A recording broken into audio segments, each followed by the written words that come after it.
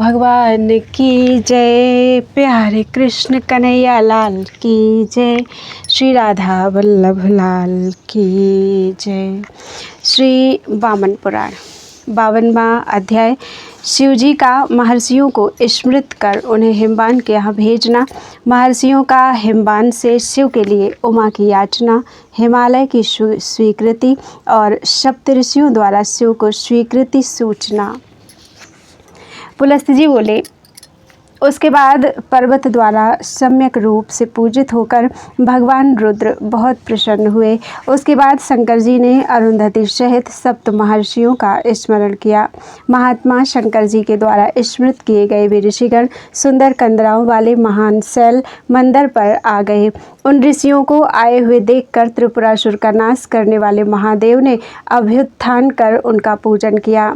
फिर यह वचन कहा, प्रभु, यह पर्वत श्रेष्ठ देवताओं द्वारा प्रशंसनीय एवं पूजनीय होने से धन्य है और आज यह आपके चरण कमलों की अनुकंपा से निष्पाप हो गया। अब आप लोग इस विस्तृत समरम्य तथा शुभ पर्वत पर बैठें। इसकी शिला कमल वर्ण की तथा चिकनी एवं कोमल है। पुलस्त्य जी फिर बोले, भगवान शंकर के द्वारा इस प्रकार कहे जाने पर महर्षिगण अरुंधति के साथ शैल शिखर पर बैठ गए। ऋषियों के बैठ जाने पर देवताओं में अग्रणी तथा संयत चित्त वाले नंदी अर्घ्य आदि से उनकी पूजा कर खड़े हो गए। उसके बाद शूरपालक शिव ने विनय से युक्त सप्तऋषियों से अपने यश की वृद्धि तथा देवताओं के कल्याण के लिए धर्म से युक्त वचन कहा। श्री शंकर जी ने कहा, कश्यप, अत्रि, वशिष्ठ, विश्वामित्र, गौतम, भरद्वाज, अंगिरा, आप सभी लोग सुने। प्राचीन काल में दक्ष की आत्मजा सती मेरी प्रिया थी। उसने दक्ष के ऊपर कुपित होकर योग दृष्टि से अपने प्राणों का त्याग कर दिया। वही आज फिर उमा नाम से गिरिराज हिमालय की कन्या हुई हैं। द्विज सत्तमों, आप लोग मेरे लिए पर्वतराज से उसकी याचना करें। पुलस्त्य जी बोले, शंकर जी के ऐसा कहने पर सप्त ऋषियों ने बहुत अच्छा यह वचन कहा एवं नमः शंकराय कहकर वे हिमालय के यहाँ गए। उसके पश्चात शंकर ने अरुंधति से कहा, सुंदरी, तुम भी जाओ। स्त्रियों के धर्म की गति स्त्रियां ही जानती हैं। शंकर के इस प्रकार कहने पर लोकाचार को दुर्लंघ्य प्रतिपादित करने वाली अरुंधति अपने पति के साथ नमस्ते रुद्र ऐसा कहकर हिमालय पर गई। उन लोगों ने औषधियों से भरे हिमालय की चोटी पर जाकर सुरपुरी के समान हिमालय की पुरी को देखा। उसके बाद वे पर्वतों की पत्नियों, शांतचित्त वाले सुनाभादि पर्वतों, गंधर्वों, किन्नरों, यक्षों एवं अन्य दूसरों से भी पूजित सम्मानित होकर स्वर्ण की भांति प्रकाशमान हिमालय के सुंदर भवन में प्रविष्ट हुए। फिर तपस्या करने से निष्पाप हुए वे सभी महात्मा महाद्वार पर जाकर द्वारपाल के निकट रुक गए। उसके बाद द्वार पर स्थित गंधमादन पर्वत पद्मराग के बने विशाल दंड को हाथ में धारण किए हुए शीघ्र उनके पास गया। उसके बाद मुनियों ने उससे कहा, द्वारपाल, तुम श्रीमान शैलपति से जाकर यह शुभ समाचार निवेदित करो कि हम सब विशेष कार्य के लिए यहाँ आए हैं। ऋषियों के ऐसा कहने पर शैलेंद्र गंधमादन पर्वतों से घिरे हुए शैलराज के पास गया और पृथ्वी पर घुटनों के बल बैठ गया। फिर दंड को कांख में दबाकर एवं दोनों हाथ मुख के निकट ले जाकर उसने यह वचन कहा। गंधमादन ने कहा, शैलराज, ये ऋषिगण किसी कार्य की याचना के हेतु आपसे भेंट करने की इच्छा वाले होकर आए हैं और द्वार पर स्थित हैं। पुलस्त्य जी बोले, द्वारपाल की बात सुनने के बाद पर्वतराज उठकर स्वयं उत्तम अर्घ्य लेकर द्वार पर आए। अर्घ्य आदि से उन ऋषियों का अर्चन करने के बाद उन्हें सभा स्थान में लिवा लाए। फिर उनके यथा योग्य आसन ग्रहण कर लेने पर वक्ता के अभिप्राय को स्पष्टतः समझने वाले शैलराज ने उन ऋषियों से यह वाक्य कहा। हिमवान ने कहा, ऋषियों, मेरे लिए आप लोगों का यहाँ पधारना ऐसा ही है जैसे बिना बादल की वृष्टि तथा बिना फूल के फल का उद्गम। यह अतर्क एवं अचिंत्य है। परम पूज्यो, आज से मैं धन्य हो गया। आज ही मैं अनवर्थक शैलराज हुआ। आज ही मेरा शरीर शुद्ध हुआ, क्योंकि आप लोगों ने आज मेरे आंगन को पवित्र किया है। द्विजोत्तमों, जिस प्रकार सारस्वत तीर्थ का जल पवित्र कर देता है, उसी प्रकार आप लोगों ने चरण रखकर तथा अपनी पवित्र दृष्टि से हमें देखकर पवित्र कर दिया है। ब्राह्मणों, मैं आप लोगों का दास हूँ। इस समय मैं पुण्यवान हुआ हूँ। जिस उद्देश्य से आप लोग अर्थी अर्थात याचना करने वाले हुए हैं, उसके लिए मुझे आज्ञा दें। महर्षियों, मैं स्त्री, पुत्र, नाती और भृत्यु के साथ आपका आज्ञाकारी सेवक हूँ, अतः आदेश दीजिए। पुलस्त्य जी बोले, गिरिराज की बात सुनकर प्रशस्त व्रती ऋषियों ने वृद्ध अंगिरा मुनि जी से कहा, मुने, आप हिमवान को कार्य का निवेदन करें। इस प्रकार कश्यप जी आदि ऋषियों से प्रेरणा प्राप्त कर अंगिरा मुनि ने उन गिरिराज हिमालय से उनके अनुरोध के उत्तर में यह श्रेष्ठ वचन बोले। अंगिरा जी ने कहा, पर्वतराज, हम लोग अरुंधति के साथ आपके घर जिस कार्य के लिए आए हैं, उसे आप सुने।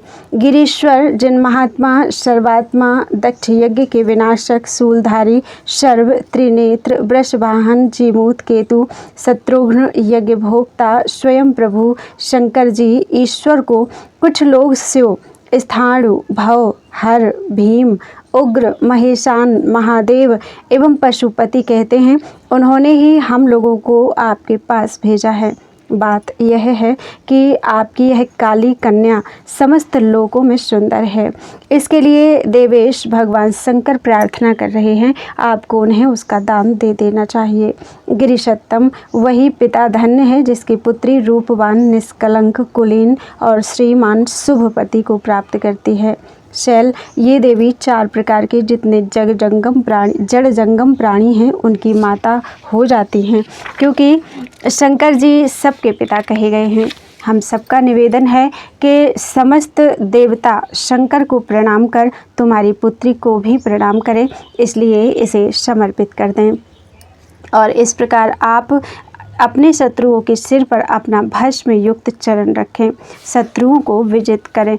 हम लोग याचना करने वाले हैं, शंकर वर हैं, आप दाता हैं और समस्त संसार की जननी उमा बधू हैं। आपको जो कल्याणकारी जचे उसे करें। श्री पुलस्त्य जी बोले, अंगिरा जी की यह वाणी सुनकर काली ने लज्जा से अपना मुख नीचे झुका लिया। सहसा वे प्रसन्न होकर पुनः उदास हो गई। उसके बाद गिरिराज ने गंधमादन पर्वत से कहा, गंधमादन जाओ, सभी पर्वतों को आने के लिए आमंत्रित कराओ। उसके पश्चात वेगशाली पर्वत गंधमादन ने चारों ओर शीघ्रतापूर्वक घर घर जाकर मेरु आदि सभी श्रेष्ठ पर्वतों को आने के लिए निमंत्रण दे दिया। वे सभी पर्वत भी कार्य की महत्ता समझकर शीघ्रता से आ गए और सुवर्णमय आसनों पर उत्सुकता पूर्वक बैठ गए। उदय, हेमकूट, रम्यक, मंदर, उद्दालक, वारुण, वराह, गरुणासन, शुक्तिमान, वेगशानु, दृढ़ श्रृंग, श्रृंगवान, चित्रकूट, त्रिकूट, मंदरकाचल, विंध्य, मलय, पारियात्र, दुर्धर, कैलाश, महेंद्र, निषद, अंजन, ये सभी प्रमुख पर्वत तथा छोटे छोटे अन्य पर्वत उन ऋषियों को प्रणाम कर सभा में बैठ गए। उसके पश्चात उन गिरीश ने अपनी भार्या मैना को बुलाया। वे कल्याणी भामिनी अपने पुत्र के साथ आईं और तब उन साध्वी ने ऋषियों के चरणों में प्रणाम किया एवं समस्त ज्ञातियों ने अनुज्ञा लेकर वे पुत्र के साथ बैठ गईं।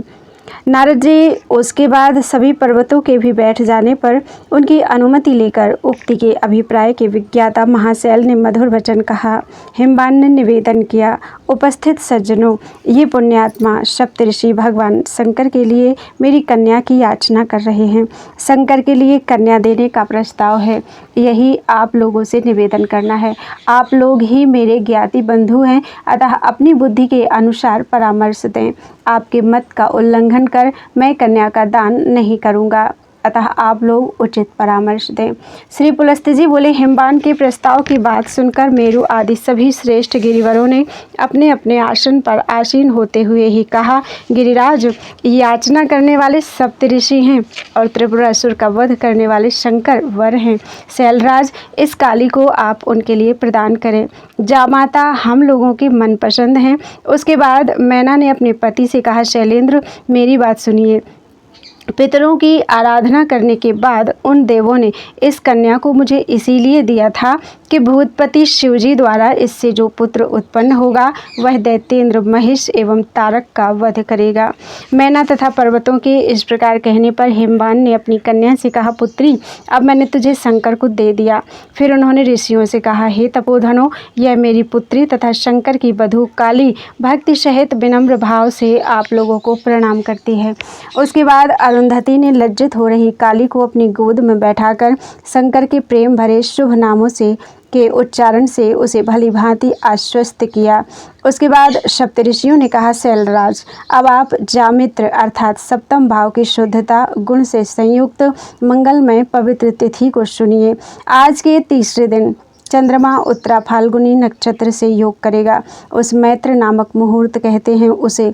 उस तिथि में शंकर मंत्र पूर्वक आपकी पुत्री का पाणी ग्रहण करेंगे। आप अनुमति दें, अब हम लोग जा रहे हैं। उसके बाद शैलराज ने उन ऋषि श्रेष्ठों को सुंदर फल मूलों से विधि पूर्वक पूजित कर विदा किया। वे ऋषि भी आकाश मार्ग से अत्यंत वेग से मंदरगिरी पर आ गए और शंकर को प्रणाम किया।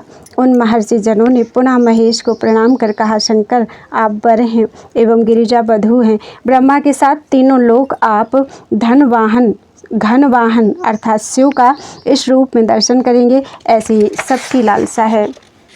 उसके बाद शंकर जी ने प्रसन्न होकर क्रमानुसार अरुंधति के साथ सप्तऋषियों का विधिपूर्वक पूजन सत्कार किया। शिवजी द्वारा भली भांति पूजित होकर वे सभी ऋषि देवों से मंत्रणा करने के लिए चले गए। फिर ब्रह्मा, विष्णु, इंद्र एवं सूर्य आदि देवता भी शिव का दर्शन करने आ गए। पुलस्त जी कहते हैं, महर्षि वहां जाकर शंकर को प्रणाम करने के बाद वे लोग शंकर के गृह में प्रविष्ट हुए। उन्होंने नंदी आदि का स्मरण किया। फलतः वे सभी आकर शंकर को प्रणाम करने के बाद बैठ गए। देवों एवं गणों से घिरे खुली जटा वाले वे शंकर जी वन में सर्ज और कदम्ब के मध्य प्ररोह युक्त बरोह वाले वटवृक्ष के समान सुशोभित हो रहे थे। इस प्रकार से वामन पुराण में 22वां अध्याय पूरा हुआ। बोलो वृंदावन बिहारी लाल की जय।